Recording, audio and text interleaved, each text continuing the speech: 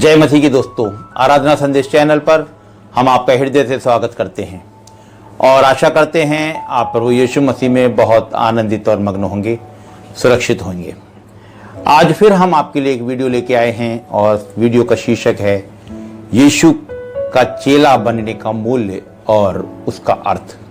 मेरे प्रिय, अक्सर हम विश्वासी भाई बहन जो लोग प्रभु यीशु मसीह से अच्छी तरह परिचित हैं, प्रभु यीशु मसीह के कामों को जानते हैं, वो ये सोचते हैं, मैं भी अक्सर ऐसा सोचता हूं कि मैं प्रभु यीशु मसीह के साथ होता कितना भला होता, प्रभु यीशु मसीह के साथ साथ चलता, उनके कामों को देखता, या प्रभु यीशु मसीह आज मेरे साथ होते, या हम सोचते हैं हमारे साथ होते तो कितनी अच्छी बात होती।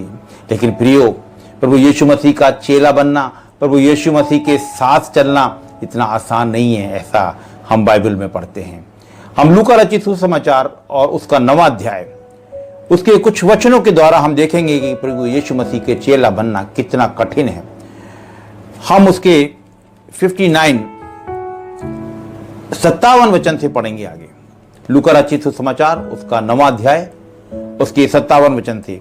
यहां पर हम देखते हैं कि प्रभु यीशु मसीह 3 मनुष्यों से बातें करते हैं जो प्रभु यीशु मसीह के पीछे चलना चाहते हैं, या जिनसे प्रभु यीशु मसीह कहते हैं कि मेरे पीछे हो ले। 57 वचन में लिखा है, जब वे मार्ग में जा रहे थे तो किसी ने उससे कहा, जहां जहां तू जाएगा मैं तेरे पीछे हो लूंगा। यीशु ने उससे कहा, लोमड़ियों के भट्ट और आकाश के पक्षियों के बसेरे होते हैं, पर मनुष्य के पुत्र के सिर धरने की भी जगह नहीं। यहां जो व्यक्ति प्रभु यीशु मसीह के पीछे चलना चाहता है, प्रभु यीशु मसीह का अनुसरण करना चाहता है, प्रभु यीशु मसीह का चेला बनना चाहता है, उससे प्रभु यीशु मसीह कहते हैं कि आकाश के पक्षियों के बसेरे और लोमड़ियों के भट्ट होते हैं, लेकिन अपने लिए संबोधित करके कहते हैं कि मनुष्य के पुत्र के सिर धरने की भी जगह नहीं है। यानी उसे बताना चाहते हैं, तू ये अच्छी तरह निश्चय कर ले, अगर तुझे मेरे साथ रहना है तो तेरे सर ढकने की भी जगह नहीं है। उसके बाद 59 वचन इस तरह लिखा है, उसने दूसरे से कहा, मेरे पीछे हो ले। उसने कहा, हे प्रभु, मुझे पहले जाने दे कि अपने पिता को गाड़ दूं। उसने उससे कहा, मरे हुओं को अपने मुर्दे गाड़ने दे, पर तू जाकर परमेश्वर के राज्य की कथा सुना। यहां प्रभु यीशु मसीह से जो दूसरा व्यक्ति था, जिससे प्रभु यीशु मसीह ने कहा था कि मेरे पीछे हो ले, वो कहता है कि मैं पहले अपने पिता को गाड़े हूं, और प्रभु यीशु मसीह उससे कहते हैं कि मरे हुओं को अपने मुर्दे गाड़ने दो। यहाँ प्रभु यीशु मसीह निश्चित रूप से इसने कठोर नहीं हो सकते कि वो उसके पिता को गाड़ने के लिए मना करें, लेकिन यहाँ प्रभु यीशु मसीह जानते थे कि ये बहुत से और संस्कारों को पूरा करने के लिए और संसार के कामों को करने के लिए प्रभु यीशु मसीह की परमेश्वर की कथा सुनाने से मुड़ रहा है। इसलिए प्रभु यीशु मसीह उससे कहते हैं कि मरों को मुर्दे गाड़ने दे, पर तू जाकर परमेश्वर के राज्य की कथा सुना। एक और ने भी कहा, अब तीसरा व्यक्ति है, उसने भी कहा, हे प्रभु, मैं तेरे पीछे हो लूंगा, पर पहले मुझे जाने दे कि अपने घर के लोगों से विदा ले आऊं। यह जो तीसरा व्यक्ति है, प्रभु यीशु मसीह के पीछे तो होना चाहता है, प्रभु यीशु मसीह का चेला तो बनना चाहता है, लेकिन उसके दिमाग में बहुत सी घर के लोगों की चिंता है, और वो कहता है कि मैं पहले घर के लोगों से विदा ले आऊं। वो घर के लोगों से पहले विदा लेके आना चाहता है। तो प्रभु यीशु मसीह एक बात कहते हैं, और बड़ी महत्वपूर्ण बात है, वो कहते हैं, जो कोई अपना हाथ हल पर रखकर पीछे देखता है, वे परमेश्वर के राज्य के योग्य नहीं। जो कोई मेरे पीछे हो लेना चाहता है, यानी यदि मैं और आप प्रभु यीशु मसीह का चेला बनना चाहते हैं, उसके राज्य के लिए काम करना चाहते हैं, उसके राज्य की कथा सुनाना चाहते हैं, तो हमें बहुत सी बातों को छोड़ना होगा। जैसे कि हम यहाँ पे 3 व्यक्तियों को देखा, तीनों व्यक्ति को हमने अलग अलग तरीके से देखा। एक व्यक्ति तो चाहता है, जिसके प्रभु यीशु मसीह कहते हैं कि मेरे रहने का कोई स्थान नहीं है, और दूसरा ये कहता है कि मैं अपने पिता को गाड़िया हूं, तो प्रभु उससे भी कहते हैं कि मरे हुओं को अपने मुर्दे गाड़ने दो, और तीसरे मनुष्य से कहते हैं कि जो कोई अपना हाथ हल पर रखकर पीछे देखता है, परमेश्वर के राज्य के योग्य नहीं। यदि हमें प्रभु यीशु मसीह का चेला बनना है, उसकी राज्य के लिए काम करना है, तो इन सब चीजों को छोड़ना होगा। लूका रचित सुसमाचार उसका 9वां अध्याय और उसका 23वां वचन, वहां भी एक बड़ी महत्वपूर्ण बात लिखी है।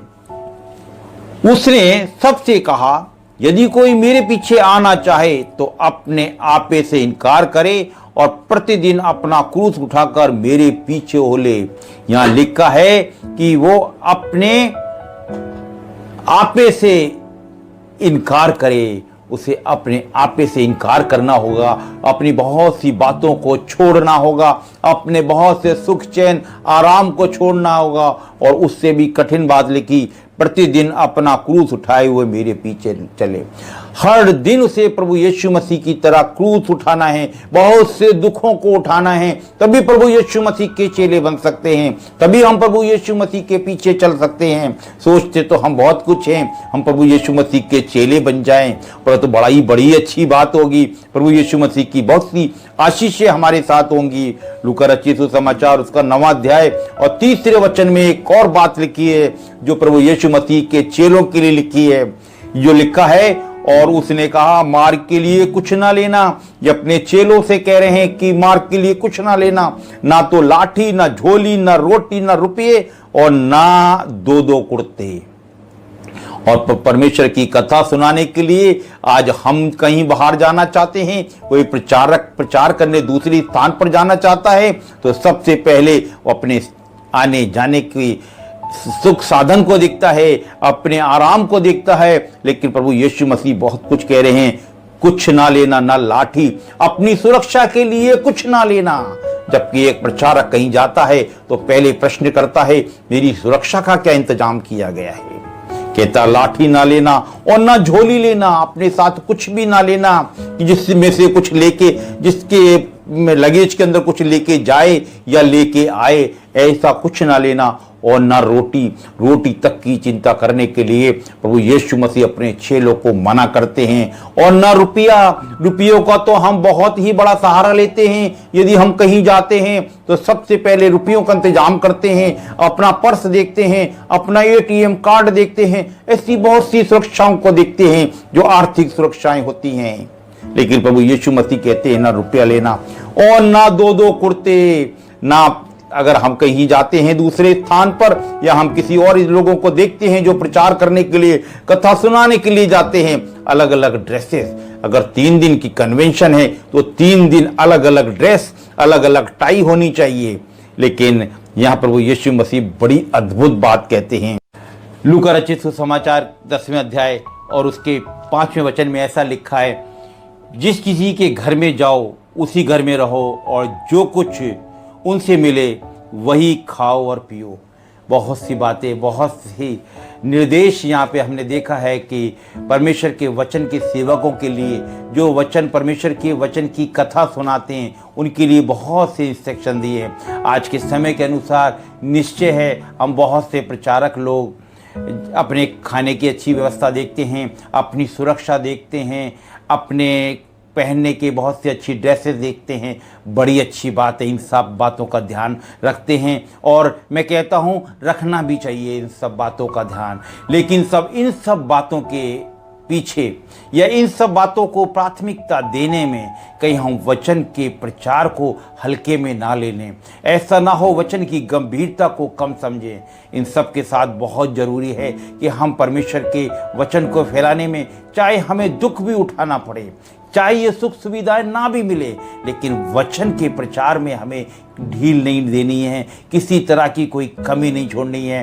फिलिपियों की पत्री 1 अध्याय और 29वां वचन इस प्रकार लिखा है, क्योंकि मसीह के कारण तुम पर यह अनुग्रह हुआ है, न केवल उस पर जो विश्वास करो पर उसके लिए दुख भी उठाओ। ये बड़ा अनुग्रह है ऐसे लोगों के ऊपर जो परमेश्वर के वचन का प्रचार करते हैं, एक स्थान से दूसरे स्थान पर जाते हैं, लेकिन यदि दुख उठाना पड़े तो वचन के प्रचार में पीछे ना हटें। परमेश्वर करे आज का वचन हम सभी के लिए एक आशीष का कारण हो।